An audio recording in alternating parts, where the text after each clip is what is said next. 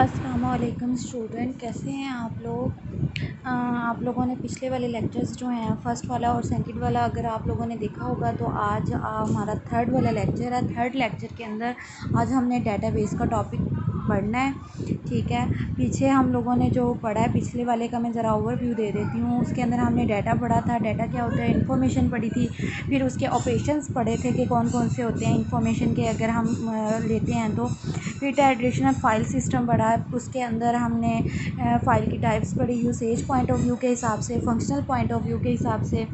फिर हम लोगों ने फ़ाइल ऑर्गेनाइजेशन पढ़ी थी स्टोरेज पॉइंट ऑफ व्यू के हिसाब से, यानी हमने 3 पॉइंट ऑफ व्यू के हिसाब से फ़ाइल टाइप्स पढ़ी थी, यूसेज पॉइंट ऑफ व्यू के हिसाब से, फंक्शनल पॉइंट ऑफ व्यू के हिसाब से and storage point of view के हिसाब से। आज हमारा जो टॉपिक है वो है डेटाबेस का। डेटाबेस का मैंने फ़र्स्ट लेक्चर में थोड़ा सा आप लोगों को इंट्रोडक्शन दिया था कि डेटाबेस होता क्या है। Database is a collection of logically related data sets or files. Normally these files or data sets are of different nature used for specific purpose. Database किसकी collection होती है, logically related data sets और files. File के बारे में हम पीछे से पढ़ा है, डाटा के बारे में भी पढ़ा है। रिलेटेड क्या होता है कि डाटा सेट बनता कैसे, जैसे कि अगर एक स्टूडेंट है तो स्टूडेंट का डाटा क्या क्या हो सकता है। स्टूडेंट का डाटा हो सकता है उसका नेम हो सकता है, उसका रोल नंबर हो सकता है, उसका एड्रेस हो सकता है और उसके सब्जेक्ट्स हो सकते हैं। ये सारा मिलके क्या बनता है, एक डाटा सेट बन जाता है एक स्टूडेंट का। और फिर फ़ाइल क्या कहलाती है, फ़ाइल भी हमने कल पढ़ी थी कि जब रिलेटेड फ़ाइल से रिलेटेड डाटा की कलेक्शन होती है तो वो क्या बन जाती है, एक फ़ाइल बन जाती है। सपोजली जैसे कि आप लोगों का कॉलेज में एडमिशन के लिए जो फॉर्म लिए जाते हैं उसके अंदर सबका अगर 100 स्टूडेंट्स हैं तो 100 की फ़ाइल्स अलग अलग बनाई जाती हैं। अगर अलग अलग फ़ाइल्स बनाई जाती हैं हर एक स्टूडेंट की तो उनको कलेक्ट करने के तरीके को हम क्या कहेंगे, डेटाबेस। और डेटाबेस के अंदर हम डिफरेंट तरीके के फ़ाइल्स ऐड कर सकते हैं। डिफरेंट कलेक्शन हो सकती है फ़ाइल्स की, जैसे कि टीचर्स फ़ाइल हो सकती है, फिर उसके अलावा स्टूडेंट की फ़ाइल्स हो सकती है। ये सारा मिलके क्या बनाती है, collection of logically related data sets और फाइल्स, यानी collection of files is called database. Normally these files data sets जो होते हैं आर ऑफ डिफरेंट नेचर के होते हैं, यूज़ फॉर स्पेसिफिक पर्पस। समझ आइए कि हर एक डाटा जो होता है, जो फाइल्स हम बनाते हैं वो डिफरेंट नेचर की किस तरह होती है। यानी कि अगर एक स्टूडेंट की फ़ाइल होगी तो उसके अंदर उसके जो एंटिटीज़ होंगी वो अलग अलग होंगी, यानी कि उसके एट्रीब्यूट्स अलग होंगे। स्टूडेंट के एट्रीब्यूट्स क्या क्या होते हैं, नेम होता है, क्लास होती है, उसके रोल नंबर, एड्रेस वगैरह होता है। लेकिन अगर एक हम एम्प्लॉय के हिसाब से लें, जैसे कि इसकी एग्जांपल दी हुई है, या बैंक में है सेपरेट फाइल्स, जैसे सेविंग अकाउंटेड होता है, ऑटोमोबाइल लोन हो सकता है, पर्सनल लोन हो सकता है, क्लाइंट्स बायोग्राफिकल इन्फॉर्मेशन ईटीसी, ये सारी क्या है इसकी एग्जांपल है। यानी कि एक एम्प्लॉय की एट्रीब्यूट्स और उसकी एंटिटीज़ अलग होंगी, यानी कि उसके अंदर जो हम चीज़ें डालेंगे वो अलग होंगी, और जो एक स्टूडेंट की होती हैं वो अलग होती हैं। ठीक है, उसके एट्रीब्यूट्स, यानी कि these may be organised in various ways to meet various processing and retrieval requirements of the organisation और यूज़र्स। फॉर एग्जांपल मैंने पहले भी रीड कर चुकी हैं। ये बैंक के हिसाब से एक बैंक के सेपरेट फ़ाइल है फॉर इट्स क्लाइंट्स, कि हर एक बैंक के अंदर जो भी क्लाइंट जाता है उसकी अलग से फ़ाइल बनाई जाती है। ठीक है, हर एक अलग फ़ाइल होती है, किसी की भी एक दूसरे के साथ मैचेबल नहीं होती है, किसी की कुछ चेंजिंग होती है, किसी की नाम, एड्रेस, किसी का हर चीज़ का जो इकट्ठा किया जाता है वो अलग अलग फ़ाइल्स बनती है। जब ये अलग अलग फ़ाइल्स बनती हैं, ठीक है, लोन लेने वालों की अलग फ़ाइल्स बन जाती हैं, फिर जो पेड कर रहे होते हैं उनकी अलग बन जाती है, वहाँ जो जॉबियंस होते हैं उनकी अलग फ़ाइल्स होती हैं। ये सारी मिलके क्या बनाती है, बैंक का डाटाबेस बनाती हैं। The bank's client customer database would include records from each of these files using a series of programs. Data for any client may be added, retrieved or updated depending upon the activity at a particular time. ठीक है, कहते हैं database के अंदर हम जो भी data डाल रहे हैं, यानी कि एक जैसे बैंक की उन्होंने एग्जांपल दी हुई है, तो उसके क्लाइंट के बारे में अगर हमने कोई उसकी इन्फॉर्मेशन चेंज करनी है, यानी उसका एड्रेस चेंज हुआ है तो वो एड्रेस चेंज करवाना चाह रहा है तो वो क्या हो जाएगी, एडिटिंग हो जाएगी। अगर वो अपना मज़ीद 2 तरह के एड्रेस एक और एड्रेस ऐड करवाना चाह रहा है तो वो एडिटेड में आ जाएगा। रिट्रीव्ड का मतलब क्या होता है कि वो देखना चाह रहा है कि मेरे बैंक के अंदर कितना मेरा बैलेंस है, बैंक बैलेंस है, ये सारी चीज़ें किस में आ जाएंगी, रिट्रीव्ड में। रिट्रीव्ड का मतलब होता है एक्सेस करना। Updating depending upon the activity at a particular time. Next है it is a computerise system whose overall purpose is to maintain information and to make that information available at any time. ठीक है, ये सारे के सारे system of course computer है, तो computer के अंदर सारा सिस्टम क्या कहलाता है, कंप्यूटराइज्ड होता है। हर चीज़ हमारी कंप्यूटराइज्ड होती है, यानी सॉफ्ट फॉर्म के अंदर होती है। तो वो यही कह रहा है कि ये जो सारा के सारा डाटा बेस है वो क्या होता है, कंप्यूटराइज होता है। उस ओवरऑल पर्पज़ क्या होता है, is to maintain information and to make that information available at any time. और इसका मकसद क्या है, कंप्यूटराइज्ड जो वर्क करते हैं उसका मकसद क्या होता है कि हम अपनी इंफॉर्मेशन को मेंटेन रख सकें और कभी भी फ्यूचर में किसी भी टाइम किसी भी जगह पे हम लोग उसको क्या कर सकें, यूज़ कर सकें। A database system is just a computerised record keeping system. A database itself can be recorded as a kind of electronic file cabinet, a warehouse or a repository for a collection of computerized data files. The user of the database normally has the following facilities to enjoy. वो कहते हैं कि एक user जो है, यानी कि आप अगर एक डेटाबेस बनाते हैं तो आप लोगों को क्या क्या फैसिलिटीज़ मिल सकती हैं, आपके लिए क्या क्या काम इजीली हो सकता है। ठीक है, आप एडिंग क्या कर सकते हैं, new bank files to the database, inserting कर सकते हैं new data into the existing file, retrieve कर सकते हैं, अपडेटिंग कर सकते हैं, डिलीटिंग कर सकते हैं और रिमूव भी कर सकते हैं। 6 तरीके आप लोग कर सकते हैं। आप ऐड भी कर सकते हैं, आप इंसर्ट भी कर सकते हैं, रिट्रीव भी कर सकते हैं, अपडेटिंग भी कर सकते हैं, डिलीटिंग भी कर सकते हैं और रिमूव भी कर सकते हैं। ठीक है, ये सारे के सारे तरीके क्या हैं, एक डेटाबेस के अंदर है। ये एक चीज़ है, उसी के अंदर आपने ऐड करना है, उसी के अंदर से आपने इंसर्ट करना है, उसी के अंदर आपने रिट्रीव करना है, उसी के अंदर से अपडेट भी करना है, डिलीट भी करना है और रिमूव भी करना है। यानी कि कोई आपको अलग 4-5 फाइल्स या जैसे ये 6 तरीके हैं जो कि एडिटिंग के हैं, एक चीज़ को संभालने के तरीके हैं, 6 तरीके हैं, adding, inserting, retrieving, updating, deleting and removing. लेकिन ये एक ही फाइल कलेक्शन ऑफ फाइल्स हैं, ये अलग अलग कलेक्शन ऑफ फाइल्स हैं। ठीक है, ये 6 तरह की कलेक्शन ऑफ फाइल्स हैं जो कि एक डेटाबेस के अंदर सम अप की जाती हैं।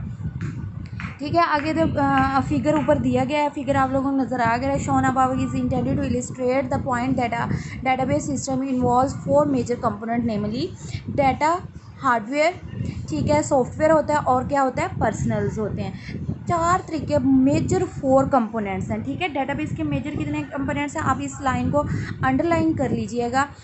4 मेजर कंपोनेंट्स वाली को ये एमसीक्यूज़ में भी लाइन आ जाती है, वैसे शॉर्ट क्वेश्चन में भी लाइन आ जाती है कि 4 मेन कंपोनेंट्स डेटाबेस के कौन कौन से हैं। डाटा है, हार्डवेयर है, सॉफ्टवेयर है और पर्सनल्स हैं। ठीक है, डाटा क्या होता है, डाटा क्या होता है, द इंफॉर्मेशन, जैसे हमने डाटा की डेफिनेशन पहले भी पढ़ी है, collection of raw facts and figures.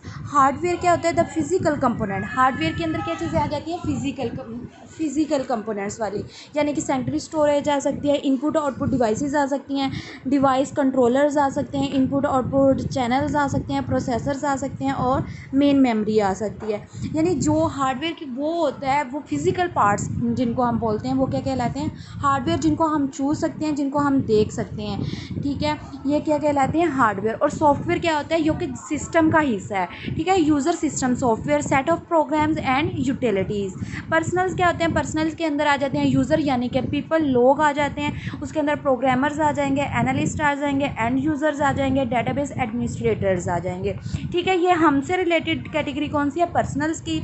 Software जो है वो किसकी से रिलेटेड कैटेगरी है, सिस्टम से, जो अंदरूनी तौर पे काम कर रहा है, इंटरनल काम कर रहा होता है। ठीक है, और एक्सटर्नली जो वर्क कर रहा होते हैं वो क्या कर रहे होते हैं, हार्डवेयर। हार्डवेयर के अंदर हम कीबोर्ड भी ले सकते हैं, माउस भी ले सकते हैं, फिर हमारा मॉनिटर भी आ सकता है। ठीक है, ये हमारा ये यहाँ तक कंप्लीट हो गया डेटाबेस का एक टॉपिक। ठीक है, डेटाबेस होता क्या है उसके बारे में सारा उन लोगों ने हमें बता दिया है कि ये चीज़ें होती हैं, इसके मेजर 4 कंपोनेंट्स हैं। ठीक है, आगे हम डेटाबेस के ऑब्जेक्टिव्स क्या होते हैं कि मकासद की करैक्टरिस्टिक्स के मेन करैक्टरिस्टिक्स क्या हैं जिसकी वजह से हम डेटाबेस यूज़ करें।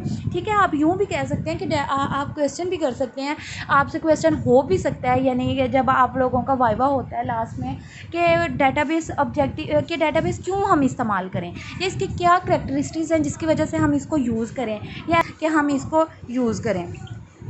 ठीक है। Database there are at least 3 main objectives हैं for using the database organisation. Data integration होता है, डाटा इंटेग्रिटी होता है, डाटा इंडिपेंडेंस होता है। ये शॉर्ट क्वेश्चन के लिए मोस्ट इम्पोर्टेंट 3 क्वेश्चन है। आप इसको लिख लीजिएगा कि डेटाबेस ऑब्जेक्टिव्स, इसके नेम भी आ जाते हैं कि right the database objectives name, और फिर इन्हीं में से डाटा इंटीग्रेशन की अलग से डेफिनेशन भी आ जाती है, डाटा इंटेग्रिटी की भी अलग से डेफिनेशन आ जाती है, और डाटा इंडिपेंडेंस की भी अलग से डेफिनेशन आ जाती है। डाटा इंटीग्रेशन क्या होता है? In a database information is coordinate from different files. क्या होता है कि इंफॉर्मेशन जो होती है इज़ कोऑर्डिनेटेड होती है from different files and operated on a single file. Logically क्या होता है कि logically the information is centralised होती है। फिजिकली डाटा में be located on different devices scattered around over on different locations connected through data communication links. क्या होता है कि अभी आपने रीड किया कि इंफॉर्मेशन किससे कोऑर्डिनेटेड होती है? डिफरेंट फाइल से। जैसे कि हमने डाटाबेस के अंदर पीछे भी पढ़ के हैं कि वो डाटाबेस जो है वो कलेक्शन किसकी है? Different collection of different files.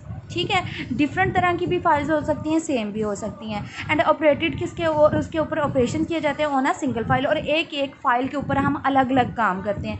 Her file जो है एक दूसरे से मैचेबल नहीं होती है। Logically the information is centralised होती है। फिजिकली डाटा में be located on different devices scattered around over on different locations connected through data communication links. Data integrity की होती है कि if a data item is content is in more than one file. क्या होगा कि अगर data item कौन सा हो सकता है? मतलब जैसे क्लास है, ठीक है। अब जैसे स्टूडेंट की अगर एक फ़ाइल है तो स्टूडेंट की फ़ाइल के अंदर सबके आइटम सेम होंगे, जैसे कि name, roll number, class, address, subject. लेकिन उनका जो डाटा होगा वो डिफरेंट होगा, लेकिन उनके आइटम नेम जो होंगे वो सेम होंगे। एट्रीब्यूट के नेम सेम होंगे, लेकिन उनके अंदर जो डाटा डाला जाता है, इन किया जाता है, वो डिफरेंट होगा। जैसे कि हर स्टूडेंट का नाम एक जैसा नहीं होता है, लेकिन नाम की कैटेगरी आ रही है, यानी डाटा आइटम जो है वो सेम आ रहा है। If a data item is contained in more than one file then all files must be updated. If that item is change in a database only one copy of data is kept, therefore the data is more consistent. ठीक है, वो क्या कह रहे हैं कि एक चीज़ का अगर रोल नंबर 1 है तो उसके बारे में एक ही इंफॉर्मेशन डालेंगे। अगर हम रोल नंबर 1 के बारे में 2 तरह की इंफॉर्मेशन डाल देंगे तो जब हम फाइल दोबारा से रिट्रीव्ड करेंगे, उसको एक्सेस करेंगे, तो हमारे लिए मसला प्रॉब्लम हो सकती है। वो कैसे? सिनोनिम की प्रॉब्लम। हमें नहीं पता चलेगा कि जो रोल नंबर 2 रोल नंबर हमने ऐड किए, यानी 1 के नाम से, अब हमें नहीं पता कि जो पहले वाला हमने ऐड किया हुआ है वो हमारे पास इन्फॉर्मेशन ठीक है या दूसरे वाली हमारे पास इन्फॉर्मेशन ठीक है। इस तरह हमारा डाटा जो है, हमें एक चीज़ की डेटाबेस के अंदर ये खासियत होती है कि वो डुप्लीकेशन नहीं करता।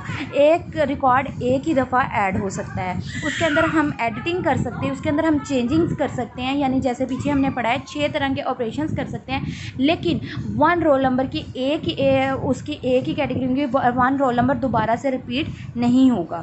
डाटा इंडिपेंडेंस क्या होता है कि conventionally if the format of a file is change then all the programs have to be change. However a database allows the organisation of data to be change without the need to reprogram. It allows program to be modified without reorganisation of data. ये क्या होता है? If the format of a file is change, अगर हमने file का format जो है वो चेंज करना है, फाइल का फॉर्मेट कैसे चेंज करना है? Then all the programs have to be change. File का फॉर्मेट कैसे चेंज किया जाता है? जैसे कि अगर आप लोगों ने चेंजिंग ही कर देनी है कि एक स्टूडेंट है, ठीक है, उसका जो आपने फ़ाइल बनाई हुई है, अब उसकी हर चीज़ चेंज हो चुकी है। उसका नाम उसने चेंज कर लिया, उसने अपना एड्रेस चेंज कर लिया, उसने फ़ोन नंबर चेंज कर लिया अपना, उसने अपनी आईडी नंबर जो उसके अंदर ऐड किया जाता है या रोल नंबर वो उसका चेंज हो चुका है, उसका सब्जेक्ट्स चेंज हो चुके हैं, तो ये क्या होगा? हमें सारे का सारा प्रोग्राम जो है वो चेंज करना पड़ेगा। ठीक है, however a database allows the organisation of data to be change without the need to reprogram. इसलिए डाटा बेस जो है वो अलाउज क्या करती है? Organisation to be change without the need to be reprogram. इसलिए वो क्या करती है कि आपको दोबारा से डुप्लीकेशन करने की परमिशन नहीं देती। अगर आप एक चीज़ एक या एक से ज़्यादा दफ़ा ऐड कर रहे होते हैं तो वो फ़ौरन से एरर जनरेट करती है। एरर जनरेट करने से क्या होता है कि आपको पता चल जाता है कि आपका डाटा जो है वो डुप्लीकेट हो रहा है। In it allows program to be modified without reorganisation of data. Same चीज़ वही बता रहे हैं जो अभी मैंने बताई है। आगे टाइप्स ऑफ डेटाबेस मॉडल्स। ठीक है, आप पहले हमने क्या पढ़ा, डेटाबेस, फिर हमने पढ़ा डेटाबेस के ऑब्जेक्टिव्स, उसकी करैक्टरिस्टिक्स कौन कौन सी हैं। अब हम क्या रीड करेंगे, types of database model. Database model की टाइप्स क्या हैं, there are 3 types of logical database models. ठीक है, इसका मेन कंपोनेंट्स डेटाबेस के कितने हैं, 4 हैं। इसके ऑब्जेक्टिव्स मेन जो हैं वो कितने हैं, 3 हैं। और इसकी टाइप्स जो हैं डेटाबेस मॉडल की वो कितनी हैं, वो भी 3 हैं। ये MCQs में चीज़ें आ जाती हैं, ये आप लोग अंडरलाइन कर लीजिएगा। ठीक है, 3 तरह के मॉडल्स होते हैं, हिरारिकल मॉडल होता है, नेटवर्क मॉडल होता है और रिलेशनल मॉडल होता है। हिरारिकल मॉडल के अंदर क्या आता है, hierarchical, this model has the general shape और appearance of an organisation chart. अब यहाँ पे देखें कि एक ही एंटिटी है और हिरारिकल का क्या है कि मतलब एक ही उसका ऑनर है, उस ऑनर से उसने 2 फर्दर अपनी जो हैं वो एंटिटीज़ निकाली हुई हैं। एंटिटी 1 की आगे फर्दर शाखें हैं, जैसे कि हम बोल देते हैं कि फ़लाँ की ब्रांचेज़ हैं, जैसे बोलते हैं एंटिटी 1 की 2 ब्रांचेज़ हैं। ठीक है, अब एंटिटी 2 की ब्रांचेज़ कौन, एंटिटी 1 की कितनी ब्रांचेज़ हैं, 2 हैं, यानी कि 2 और एंटिटी 3। अब 3 वाली जो है वो फर्दर उसकी ब्रांचेज़ नहीं है, लेकिन एंटिटी 2 की फर्दर ब्रांचेज़ हैं, एंटिटी 4 और एंटिटी 5। ये क्या है, एक हिरारिकली चल रहा है। जैसे कि HEC के जैसे हायर कमीशन वाले, हायर एजुकेशन कमीशन है, वो क्या है, एक ही ऑर्गेनाइजेशन है। उसके अंडर जो है पूरे पंजाब के जितने कॉलेजेस हैं, जितने स्कूल हैं, यानी कि जितने भी एजुकेशनल इंस्टीट्यूशंस हैं, उसी के अंडर काम करें। यानी कि ये क्या है, हिरार्की चल रही है, एक ही ऑर्गेनाइजेशन है, वही ऑनर है, उस ऑनर के अंडर हम सब लोग, हम कॉलेजेस वाले, हम स्कूल्स वाले, सारे के सारे प्राइवेट हों चाहे उसके अंदर गवर्नमेंट के कॉलेजेस आ रहे हैं, सब के सब उसी के अंडर वर्किंग कर रहे हैं। ठीक है, आगे है आगे क्या कह रहे हैं कि अ node on the chart. Node किसको बोलते हैं, जैसे एंटिटी 1 है, ये क्या है, नोड इसको बोलते हैं। A node on the chart representing a particular entity is subordinate at the next highest level, just as on an organisation chart an employee reports to only boss. This kind of structure is often refer to as an inverted 3 entity is subordinate at the next highest level, just as on an organization chart an employee report to only boss. This kind of structure is often referred to as an inverted tree with the top most referred to as the root. इसमें क्या कह रहे हैं कि एक ही बोस है, उसके आगे एम्प्लॉयज़ रखे हुए हैं। अब जैसे कि एंटिटी 1 जो ऑनर है उसने 2 एम्प्लॉयज़ रखे हुए थे। अब 2 वाले में से जो 2 वाला है, सेकंड नंबर वाला है, उसने क्या किया, आगे फर्दर अपने एम्प्लॉयज़ रख लिए। तो ये क्या है, हिरार्की चल रही है, लेकिन ऑनर उसका क्या है, एक ही है। आगे जो नेटवर्क मॉडल, नेटवर्क मॉडल में क्या होता है कि this is somewhat similar to that of the hierarchical model but has one major difference. इसके अंदर डिफरेंस क्या होता है, ये देखिए एंटिटी 1 है, सब आपस में एक दूसरे के साथ मिले हुए हैं, कोई एक दूसरे से अलग नहीं है, कोई इसमें ऑनर नहीं है, सबके सब की अलग अलग ब्रांचेज हैं, लेकिन सब के सब क्या हैं, एज अ ऑनर काम कर रहे हैं। Subordinate entities depicted by arrows on the network diagram, many participate in as many subordinate relationship as desired, therefore a much more complex diagram may be used to represent the structure of the database. Network provide more flexibility than a simple hierarchical system in the data relationship may be maintained. यहाँ पे किसी भी node को, यानी entity 1 है, entity 2 है, entity 3 है, entity 4 है, 5 है, आपस में एक दूसरे से रिलेट कर सकते हैं। ये ज़रूरी नहीं है कि एंटिटी 1 जो है वो ऑनर है तो उसके एंटिटी 1 ही ऑनर रहेगा, लेकिन इसमें क्या है, जैसे देखिए एंटिटी 1 जो है वो एंटिटी 3 का भी ऑनर है, एंटिटी 4 का भी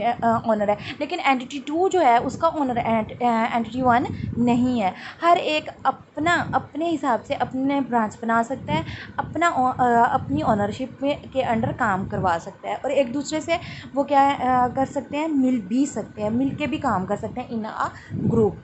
रिलेशनल मॉडल है, रिलेशनल मॉडल के अंदर क्या होता है, this system consist of a collection of simple files relations, each of which has no structure or physical connection such as those typically used in hierarchical or network system। अब ये देखें relational model क्या कह रहा है, ये कहता है कि ये ना hierarchical मॉडल की तरह वर्किंग करता है ना ही नेटवर्क मॉडल की तरह वर्किंग करता है। ये किस पे कलेक्शन है, collection of simple files relation है, each of which has no structure or physical connection such as those typically use in हierarchical और नेटवर्क। ये कह रहा है कि हर कोई अपना अपना काम करे, कोई किसी के साथ फिजिकली कनेक्टेड नहीं है, जिसने जिसके साथ अगर कनेक्टिविटी करनी है तो वो कर ले, नहीं करनी तो ना करे। The various entities possess the interrelationships as depicted by a network like diagram, but these relationships are based on the data content of the entities involved, not by pointer chain or other types of structural connection techniques।